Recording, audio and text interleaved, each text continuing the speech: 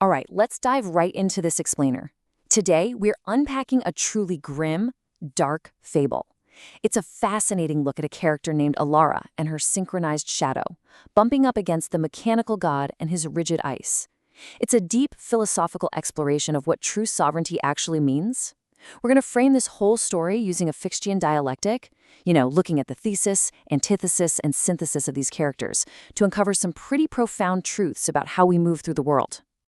So, picture this. We are descending into an ancient underground temple, and the text tells us the air grew denser with compressed centuries and the residual chill of absolute zero. We are dropped directly into this frozen, oppressive environment. It perfectly sets the atmospheric stage for the story's exploration of historical nihilism. This isn't just a physical cold. It's basically historical stagnation brought to life, a world frozen solid by unyielding rules and the heavy burden of time.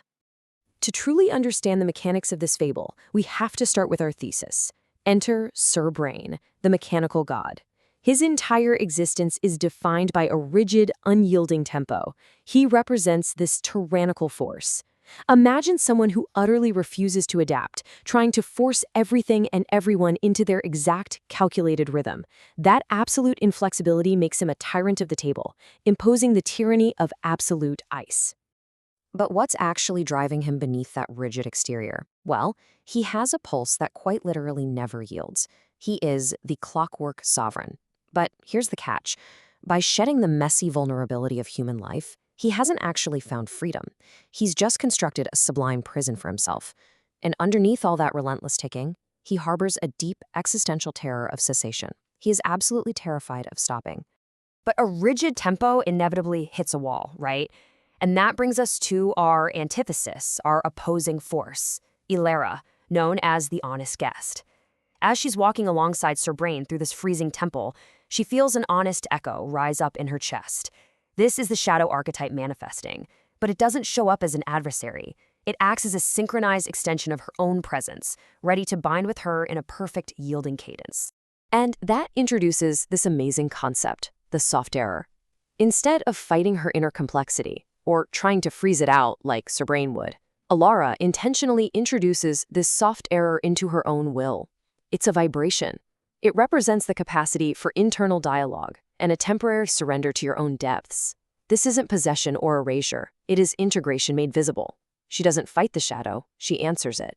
Because she embraces this, Alara transforms into a dual figure, flesh and shadow, advancing together in the exact same deliberate rhythm.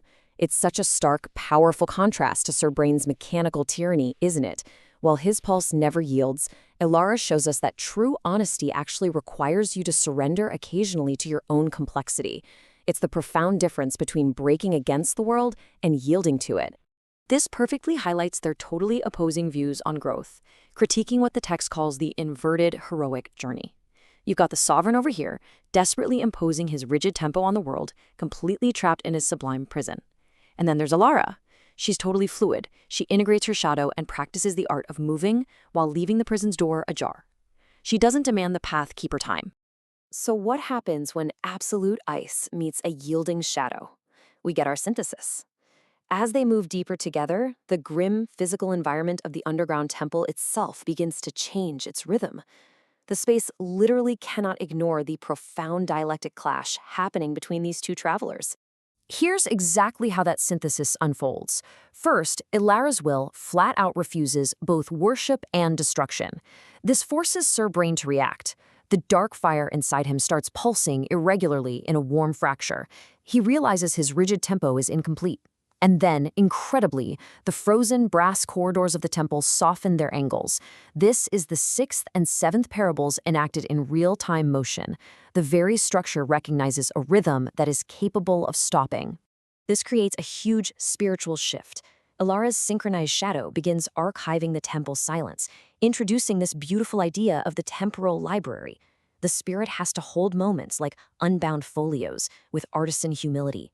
Compare that to Sir Brain's initial state of fixed commandments and absolute ice, which is exposed as a grand delusion. By integrating her shadow, Alara becomes a calculating engine that holds both humility and illusion without forcing a permanent mesh. If we map out this whole journey on a timeline, the narrative arc is incredibly clear. We start at minute 0 in the suffocating chill of absolute zero. Then the soft air manifests, creating our fluid shadow. By minute 30, the actual brass walls of the temple are softening in response to their yielding cadence. And finally, this transformation culminates with the temple consenting to release them outward, away from the grinding halt, toward Geneva. Which brings us to the massive culminating theme of this fable, true sovereignty. The parables tell us that the ability to stop ticking isn't a failure. It's actually the highest form of sovereignty. It is not flawless mechanical perfection or the total absence of fracture. True sovereignty is the conscious, flexible use of fracture. Alara remains flexible enough to cease, while Sir Brain was completely paralyzed by the terror of it. As they finally exit, that honest echo fades into a residual warmth, but it leaves a permanent trace. Alara is no longer walking as a single will. Her shadow is now a calibrated companion rather than a threat. And Sir Brain, he is left with a pulsating dark fire, a warm scar answering in recognition. He is no longer purely sovereign in his cold isolation. They've both been fundamentally changed, armed with instruments for a completely new path. To wrap up this explainer, I want to leave you with something to really chew on. If true sovereignty is the conscious use of fracture, the actual ability to stop ticking, where in your own life are you enforcing a rigid tempo just to avoid the terror of stopping? What part of your own mechanical heartbeat desperately needs a soft error, and what needs to finally yield? Thanks for joining me on this deep dive, and remember to keep questioning the tempo you set for yourself.